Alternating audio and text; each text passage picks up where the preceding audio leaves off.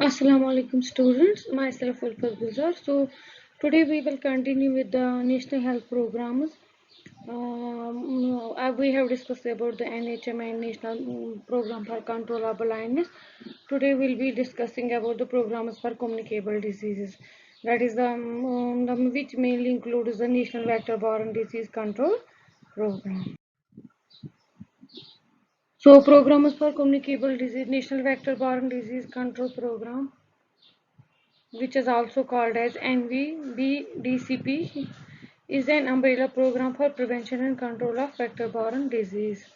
Earlier, different vector-borne diseases were covered under separate national health programs. Presently, 6 vector-borne diseases are being covered under NVBDCP launched in 2003-2004. इसका मतलब क्या है कि जो national vector borne disease control programme है एक umbrella programme है। Umbrella programme है जिसमें एक से ज़्यादा प्रोग्राम आते हैं, क्योंकि वेक्टर बॉर्न डिजीज बहुत सारी है तो इसलिए प्रोग्राम्स भी बहुत सारे हैं।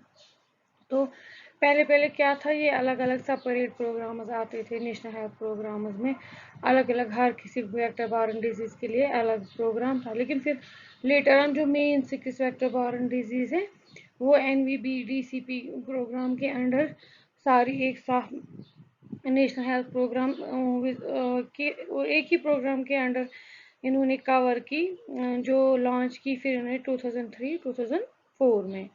जो national vector borne disease control programme है ये इम्प्लीमेंट किया जाता है हर एक स्टेट में। किस लिए? Prevention control of vector borne disease, mainly 6 diseases के लिए: मलेरिया, फ्लेरेसिस, जापानीज एन्सेफेलाइटिस, काला आजार, dengue and chikungunya. So these are responsible for high percentage of morbidity and mortality and interfere with the nation's development.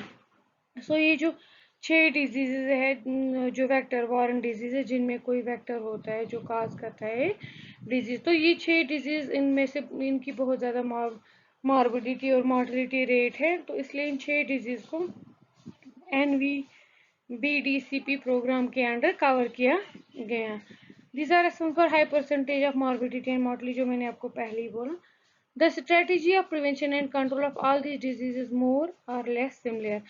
देखा गया कि जो strategies इनमें है प्रिवेंशन और कंट्रोल करने की डिजीज की, वो ऑलमोस्ट सेम है। Therefore, to be cost effective and efficient, the prevention and control of these vector-borne diseases covered under National Vector-Borne Disease Control Program. क्योंकि इनका देखा गया है जो prevention and control measure almost ये जो 6 डिजीज है इनके सारे जो प्रिवेंशन एंड कंट्रोल मेजर्स कम से कम सेम ही है, तो इसलिए इनको एक ही डिजीज प्रोग्राम के अंडर कवर किया जा रहा है। जो डायरेक्टरेट ऑफ NVBDCP है वो नोडल एजेंसी वही एजेंसी होता है जो प्लान करता है, पॉलिसी मेकिंग करता है, टेक्निकल गाइडेंस अगर देनी होगी या monitoring and evaluation of programme implementation होगी, प्रिवेंशन एंड कंट्रोल मेजर्स कैसे करने हैं वेक्टर बॉर्न डिजीज के, वो सारे नोडल एजेंसी कॉमनली इन 6 डिजीज के लिए कॉमनली होता है। सो मेजर्स कॉमनली जो यूजुअली सारे प्रोग्राम में यूज होते हैं वो क्या होते हैं, उसमें guidelines for indoor residual sprays use होते हैं, using insecticide treated nets and long lasting insecticide treated nets, मतलब ऐसे नेट्स यूज करना जो इंसेक्टिसाइडल नेट्स होंगे, सो दैट जो इंसेक्ट्स होंगे अगर वो नेट्स के साथ टच भी करेंगे तो वो मर जाए। Use of larvivorous fish for vector control, बहुत सारी ऐसी फिश होती है जो लार्वा को खाती है जब वो ब्रीडिंग स्टेज में होती है, उनका यूज़ किया जाता है। Guidelines for supply distribution and communication on long lasting insecticidal nets, guidelines on proper storage, safe handling and disposal of insecticides, environmental codes of practice. Guidelines दी जाती है कि हम किस तरह से प्रॉपरली स्टोर करें, हैंडलिंग करें, डिस्पोजल करें जो इंसेक्टिसाइड्स हम यूज़ करते हैं, एनवायरमेंटल कोड्स ऑफ प्रैक्टिस, किस तरह से हम एनवायरनमेंट में जो इंसेक्टिसाइड्स होते हैं इनका प्रैक्टिस कर सकें। तो इसमें पहले जो आता है national anti malaria programme. National malaria programme launch किया गया था अप्रैल 1953 में, जो was based on spraying with DDT। पहले इसमें जो मेन इंपॉर्टेंट चीज़ थी वो क्या था, DDT से स्प्रे करते थे। It also paid rich dividends to country in different fields like agriculture, land projects and industry, which changed the strategy and launched national malaria eradication program in 19 58। इसका एक role मतलब ये भी था कि कंट्री को फील्ड्स में, एग्रीकल्चर में, लैंड प्रोजेक्ट्स में भी इसका असर हुआ। लेटर ऑन क्या हुआ, नेशनल एंटी मलेरिया प्रोग्राम को चेंज किया, रिनेम किया गया 1958 में as national malaria eradication programme. फिर रिनेम किया गया 1999 में कि national anti malaria programme. Malaria continues to pose a major public health threat in different parts of the country, particularly due to Plasmodium falciparum, as it is sometimes prone to complications and death. Malaria को देखा गया बहुत सारे countries में ये death causing factor बन रहा है, क्योंकि जो उसका काजिंग एजेंट है प्लाज्मोडियम फैल्सिपेरियम जो होता है उसकी वजह से, तो बहुत सारी कॉम्प्लिकेशंस हो सकती है किसी किसी में, और that can lead to the death अगर हम जल्दी से ट्रीट नहीं करेंगे।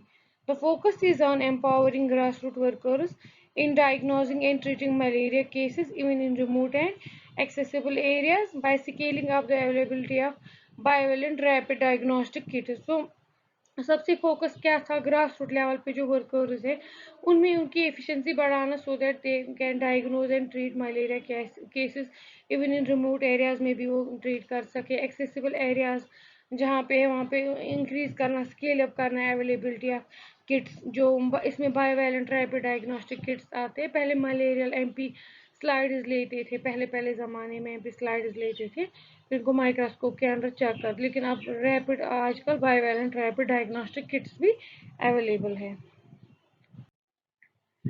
तो ये जो बहुत सारे फेजेस हैं मलेरिया, जो ये नेशनल मलेरिया इरेडिकेशन प्रोग्राम के बहुत सारे फेजेस 1953 से लेके 2013 तक बहुत सारे फेजेस में, फॉर एग्जाम्पल 1953 में नेशनल मलेरिया कंट्रोल प्रोग्राम, फिर 1958 में NMCP change to national malaria eradication programme, फिर 1965 में केस रिड्यूस आहिस्ता आहिस्ता हो गए, अर्ली 17 में फिर से मलेरिया के केस इंक्रीज हो गए, 1976 में मलेरिया केसेस 6.46 मिलियन देखे गए, तो वो बहुत ज़्यादा थे। 1977 में फिर मॉडिफाइड प्लान हो गया ऑपरेशन का, इम्प्लीमेंटेशन का, फिर मॉडिफिकेशन हो गई प्लान्स में। 1997 में वर्ल्ड बैंक जो है असिस्ट किया, मलेरिया कंट्रोल प्रोजेक्ट लॉन्च किया और उसको वर्ल्ड बैंक से असिस्टेंस मिली, फाइनेंशियल असिस्टेंस। 1999 में रीनेमिंग हो गया प्रोग्राम का to national anti malarial programme. फिर वैसे ही 2002 में रीनेमिंग होगी, 2005 में ग्लोबल फंड असिस्टेंस मिल गया, 2006 में एक्ट एक पास हो गया जिसमें इंट्रोड्यूस किए गए जो इन्हें वो एरिया जहाँ पे क्लोरोकाइन रेजिस्टेंस हो गई, मतलब कुछ लोग इसमें जो ड्रग ऑफ चॉइस क्लोरोकाइन कोइनून देते थे, बहुत सारे पेशेंट्स में ड्रग रेजिस्टेंस डेवलप हो गई, फिर टुवर्ड्स द फैल्सिपेरम मलेरिया, तो उनको फिर ड्रग का ज़्यादा असर नहीं होता था। फिर उसके बाद नेक्स्ट एक्ट आया कि हाई मतलब प्रिडोमिनेंट डिस्ट्रिक्ट जो होते हैं, ज़्यादा प्रिडोमिनेंट डिस्ट्रिक्ट जहाँ पे ज़्यादा केस है वहाँ पे कवरेज 95%, जो केसेस है 95% पॉपुलेशन की टेस्टिंग होनी चाहिए। फिर 2008 में world bank supported the national malaria control project. फिर आहिस्ता आहिस्ता इसमें क्या हो गया, इंट्रोडक्शन ऑफ बायोवैलेंट जो रैपिड डायग्नोस्टिक किट 2012 में इंट्रोड्यूस हो गए, और 2013 में मलेरिया की एक नई ड्रग पॉलिसी फ्रेम होगी। So next is national filaria control programme. इसमें क्या होता है, इसको हम बैंक्रॉफ्टियन फिलेरियासिस भी बोलते हैं, which is caused by Wuchereria bancrofti. ये ट्रांसमिट होता है to man by bites of infected mosquitoes, Culex, Anopheles, Mansonia and Aedes, जो डिफरेंट टाइप्स ऑफ मॉस्किटोज है उनकी वजह से मैन में ट्रांसमिट होता है। It has been in operation since 1955. It was merged with urban malaria scheme for maximum utilization of available resources.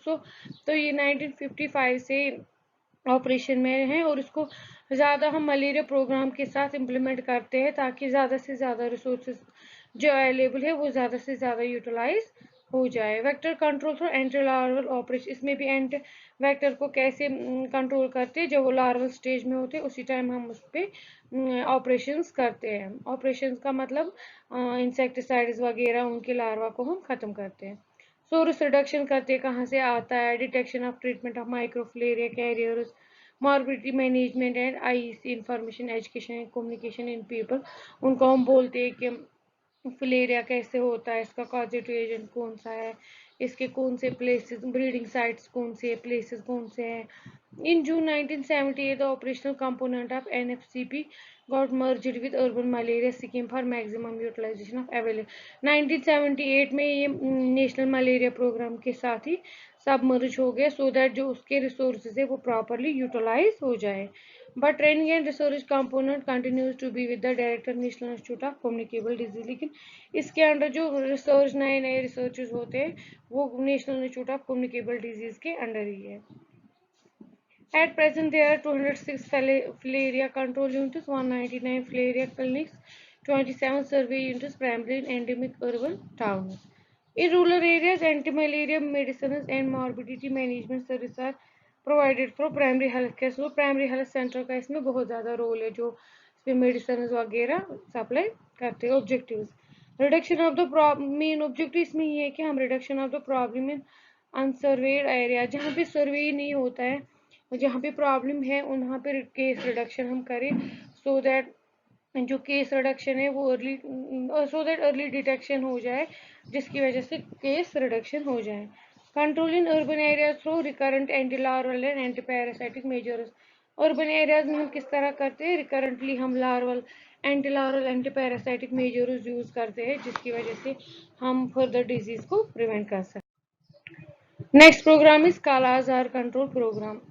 सो काला आजार प्रोग्राम भी लॉन्च हुआ है 1991 में. तो काला आजार एक स्लो प्रोग्रेसिंग इंडिजीनियस डिजीज होती है लेकिन ये प्रोटोजोन पैरासाइट लिशमानिया डोनोवेनिया की वजह से होता है मतलब स्प्रेड होती है. एक सैंड फ्ली होते हैं सैंड फ्लाई होती है वो जो ब्रीड करते हैं शेडी डैम्पी वार्म प्लेसेस में जहाँ पे क्रैक्स होते हैं जहाँ पे सॉइल सॉफ्ट होती है या मेजोनरी होती है रबल हीप्स होते हैं मतलब जहाँ पे गंद होती है जहाँ पे बहुत टाइम तक स्टेगनेंट कोई चीज़ होती है जैसे हम कूड़ा करकट कहीं पे बहुत टाइम तक रखते हैं प्रॉपर सैनिटेशन ना हो प्रॉपर हाइजीन ना हो और क्रिटिकल टू प्रिवेंट सैंड उसकी वजह से क्या होता है वहाँ पे सैंड फ्लाइज ब्रीड करती है फिर वो जो सैंड फ्लाइज होती है उनकी वजह से क्या होता है वो कैरियर्स होती है प्रोटोजोन पैरासाइट लिशमानिया डोनोवेनिया की. तो फिर जब वो किसी को किसी सैंड फ्लाई जिसको ये मॉस्किटो सैंड फ्लाई जिसको जो इन्फेक्ट करती है तो वो अपने इन्फेक्शन के साथ ये लिशमानिया भी पास ऑन करती है. Currently kala azar is endemic in states of Bihar Jharkhand West Bengal and UP. The strategy of kala azar control includes में क्या क्या आता है. कंट्रोल ऑफ वेक्टर जैसे वही वेक्टर जो सैंड फ्लाई होती है by underlying indoor residual insecticidal spraying operations twice annually. साल में 2-3 बार हमें स्प्रे करना है ऐसी जगहों पे जहाँ पे हमें लगे कि इंसेक्टिसाइड इंडोर रेजिडुअल है बहुत सारा सामान बहुत टाइम से पड़ा हुआ है. Early case detection and complete treatment. हमें अगर कहीं पे केसेस लग रहे तो हमें अर्ली डिटेक्शन करनी चाहिए और उनका कंप्लीट ट्रीटमेंट करना चाहिए. आईसी कैंपेन्स पर कम्युनिटी अवेयरनेस एंड कम्युनिटी जो मैंने आपको बोला कि आईसी कैंपेन हर किसी प्रोग्राम में इम्पॉर्टेंट है मतलब इंफॉर्मेशन एजुकेशन कम्युनिटी लोगों को एजुकेशन देनी है सैंड फ्लाई क्या है किस तरह होता है तो इसमें सिम्टम्स क्या डेवलप हो सकते हैं किस तरह होता है. The directorate of national anti malaria programme has a kala azar control cell which monitors the implementation of the control activities endemic areas. So जो एंटी मलेरिया प्रोग्राम को देखते हैं directorate of national anti malaria वही इनको भी मॉनिटर करते हैं. Important recent initiatives taken to control kala azar includes case detection through rapid diagnostic kits and improved treatment compliance by using oral drug मिल्टीफोसिन. इसमें drug of choice मिल्टीफोसिन देते लेकिन इसमें उससे भी ज़्यादा इम्पॉर्टेंट है कि हम ऐसे इनिशिएटिव्स लें जिससे हम अर्ली केस डिटेक्शन कर सके using rapid diagnostic kits. In addition, compensation to the patients for loss of wages and incentive to ASHAs and volunteers for case detection and ensuring complete treatment have been also provided. इसमें और एक चीज़ की गई है जो patients होते हैं जिनमें जो इन्फेक्टेड हो जाते हैं उनको फिर लॉस ऑफ वेजेस देते हैं मतलब जो उनका दिन का खर्चा होता है इंसेंटिव्स वो देते हैं और अगर आशा कोई केस डिटेक्ट करती है इन्फॉर्म उसको भी इंसेंटिव्स मिलते हैं या कोई वॉलंटियर भी अगर इसमें केस डिटेक्शन करने में मदद करते हैं उनको भी इंसेंटिव्स मिलते हैं. Next is dengue fever control program. Dengue fever and dengue hemorrhagic fever are acute fevers caused by 4 antigenically related but distinct dengue virus serotypes. Dengue 1, 2, 3 and 4 transmitted by infected mosquitoes Aedes aegypti. तो dengue fever जो होता है ये एक programme है जो पहले जो डेंगू फीवर होता है, फिर अगर ये हम जल्दी ट्रीट नहीं करेंगे तो वो डेंगू हेमरेजिक फीवर बन सकता है। वो एक बहुत ही एक्यूट फीवर होता है। इसमें यूजुअली क्या होते हैं, 4 वायरस, ये वायरल डिजीज है, लेकिन इसमें 4 टाइप्स ऑफ सीरोटाइप्स है जिनकी वजह से ये डेंगू हेमरेजिक फीवर, लेकिन इसमें भी किससे ट्रांसमिट होता है, मॉस्किटो एडीज इजिप्टी की वजह से। तो पहले सबसे पहला डेंगू जो ये डेंगू फीवर ये केस जो रिपोर्ट किए गए थे वो 1996 में किया गया था। Since then, dengue has been reported. It includes all aspects of control measures like identification of outbreak, vector control, case management, IC activities, monitoring and reporting. Dengue and dengue hemorrhagic fever is acute viral infection transmitted by Aedes aegypti mosquito that breed in man-made containers like cement tanks, overhead tanks, underground tanks, tires, desert coolers, pitchers, discarded containers, junk materials, etc. जिस तरह मैंने बोला कि sand flee वहाँ पे किसकी वजह से होती है ये क्या कहते हैं इसको, डेंगू फीवर, एडीज इजिप्टी, वो भी एक टाइप की मॉस्किटो है। तो इसका भी सेम ब्रीडिंग वही है जो मैन मेड कंटेन जैसे टैंक्स वगैरह होती है, कहीं पे कूलर्स होते हैं, टायर्स होते हैं, डिस्कार्डेड कुछ कंटेनर या कोई भी जंक मटेरियल जो बहुत टाइम से एक ही जगह पे हो, तो वहाँ पे ये मॉस्किटोज ब्रीड करती है, फिर आहिस्ता आहिस्ता ये कैरियर बनती है these viruses.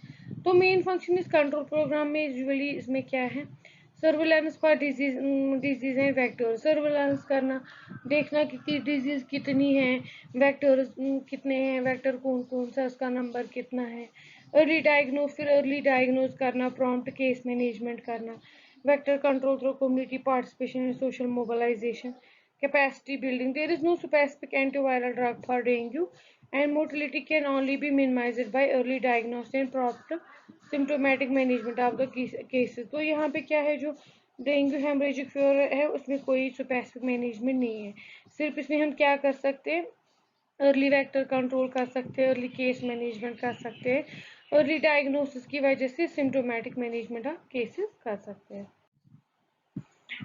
Next is Japanese encephalitis. जो जापानीज एंसेफेलाइटिस है ये जूनोटिक डिजीज है।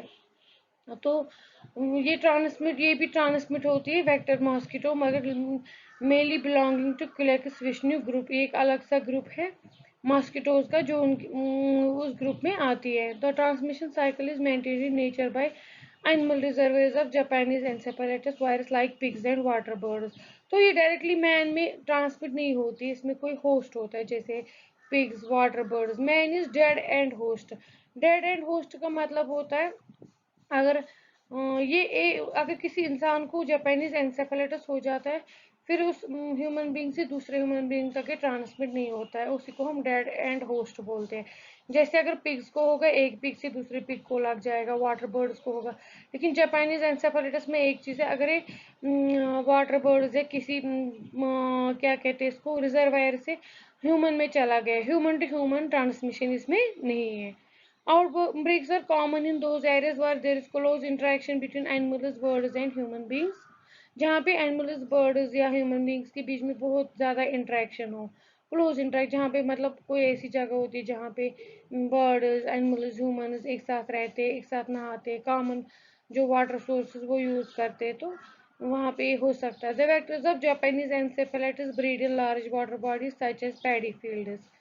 इफोर्ट यूजुअली इसमें क्या होता है, जो मेनली इस प्रोग्राम का इफोर्ट है वो ये है कि on to develop a multi pronged strategy including safe water, sanitation, nutrition, community education, medical attention and rehabilitation to address. इसमें मेनली जो मेन मल्टी प्रोंजर स्ट्रेटेजी है उसमें क्या आता है, सेफ वाटर, सैनिटेशन मेंटेन करना, अच्छा न्यूट्रिशन, लोगों में एजुकेशन देना, मेडिकल अटेंशन, और अगर किसी को हो भी गया तो उसको रिहेबिलिटेशन प्रोवाइड करना, रिहेबिलिटेशन सर्विसेज प्रोवाइड करना।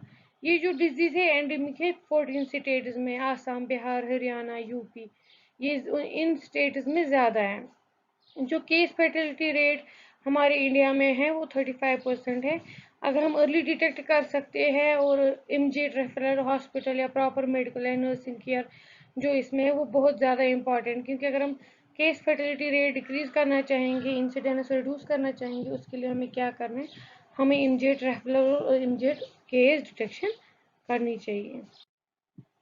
मेन ऑब्जेक्टिव्स जो जापानीज एनसेफेलाइटिस प्रोग्राम के वो ये है कि हम स्ट्रेंथनिंग करें early diagnosis and proper case management PHCs पे, सीएचसीज पे, हॉस्पिटल्स में किस तरह, उसके लिए हमें ट्रेनिंग करनी है मेडिकल और नर्सिंग स्टाफ को, ताकि उनको समझ आ जाए कि जापानीज एनसेफेलाइटिस के सिम्टम्स, अर्ली सिम्टम्स और अर्ली डिटेक्शन कैसे होता है। आईसी फॉर कम्युनिटी अवेयरनेस, ये मैंने बोला कि हर एक प्रोग्राम में information education communication is important. लोगों में भी अवेयरनेस करना कि वो किस तरह से केस रिपोर्टिंग, उनको कैसे समझ आएगा कि डिजीज़ के सिम्टम्स क्या है, कौन सी डिजीज़ हो सकती है, पर्सनल प्रोटेक्शन कैसे कर सकते हैं, आइसोलेशन ऑफ एम्पलीफायर होस्टर, जो होस्ट होगा उसको हम कैसे आइसोलेट करें, वेक्टर कंट्रोल मेजर्स जैसे फॉगिंग ड्यूरिंग आउटब्रेक, अगर आउटब्रेक होगा उस टाइम हम क्या कर सकते हैं, स्प्रेइंग वगैरह, एनिमल डिविलिंग प्लेसेस की कैसे स्प्रे, एंटीलार्वल ऑपरेशन कहाँ कहाँ हम कर सकते हैं और कौन सी चीज़ हम स्प्रेइंग के लिए यूज़ कर सकते हैं। Development of a safe and standard indigenous vaccine, और इस पे भी काम भी चल रहा है कि हम डेवलप करें कोई वैक्सीन जो अभी तक डेवलप नहीं हुआ है। वैक्सीन पर high risk population particularly children below 15 years of age, जो अब 15 ईयर्स ऑफ एज के बिलो है जिनके लिए वैक्सीनेशन अवेलेबल है, उनको हम वैक्सीनेशन कर सकते हैं, जो स्पेशली हाई रिस्क ग्रुप्स में, those who are pro. Next is chikungunya. Chikungunya is a debilitating non-fatal viral illness caused by chikungunya virus, which has re-emerged in the country after a gap of 3 decades. First case detected in 1952 in Tanzania. तो ये जो chikungunya, ये debilitating illness इससे बहुत ज़्यादा होती है लेकिन फेटल नहीं है, डेथ काजिंग उतनी नहीं है। तो ये जो चिकनगुनिया ये 3 डिकेड्स के बाद वापस ये इसके केसेस री-इमर्ज हो गए हैं। तो फर्स्ट केस डिटेक्ट हो गया जो डिटेक्ट हो गया वो 1952 में तंजानिया में डिटेक्ट हुआ था। तो ये जो डिजीज़ ये भी ट्रांसमिट होती है एडीज मॉस्किटो की वजह से। एडीज मॉस्किटो के जो both Aedes aegypti and Aedes albopictus से ट्रांसमिट होती है, जिसमें मेन सिम्टम्स चिकनगुनिया में होते हैं वो होते हैं फीवर और जॉइंट पेन। उसके बगैर भी हेड एक वगैरह डिजीनेस होती है, लेकिन जो मेन सिम्टम्स होते हैं वो फीवर और जॉइंट पेन होता है। तो humans are considered to be the major source or reservoir of chikungunya virus. Humans, जैसे मैंने आपको बोला कि जापानीज एनसेफेलाइटिस ह्यूमंस में रिजर्वायर नहीं बनता है, वो डेड एंड होस्ट है। तो यहाँ पे क्या है, ह्यूमंस जो होते हैं वो रिजर्वायर चिकनगुनिया के रिजर्वायर होते हैं। Therefore, the mosquitoes usually transmit the disease by biting infected persons and then biting others. अगर आप मॉस्किटो एक इन्फेक्टेड पर्सन को बाइट करता है फिर वो किसी नॉर्मल इंसान को बाइट करता है तो ये ट्रांसमिट हो जाता है। The infected person cannot spread the infection directly to other person. That is not a contagion. Means कि एक इन्फेक्टेड पर्सन से दूसरे इन्फेक्टेड पर्सन तक नहीं हो सकता है जब तक मॉस्किटो बीच में वेक्टर ना बने।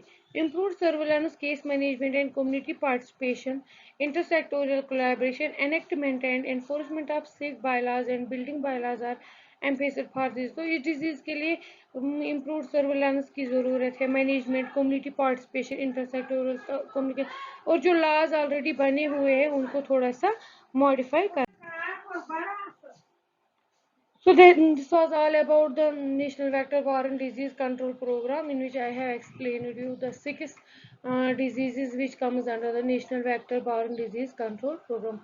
Hope you have understood. We'll continue with the other national health programs. Thank you.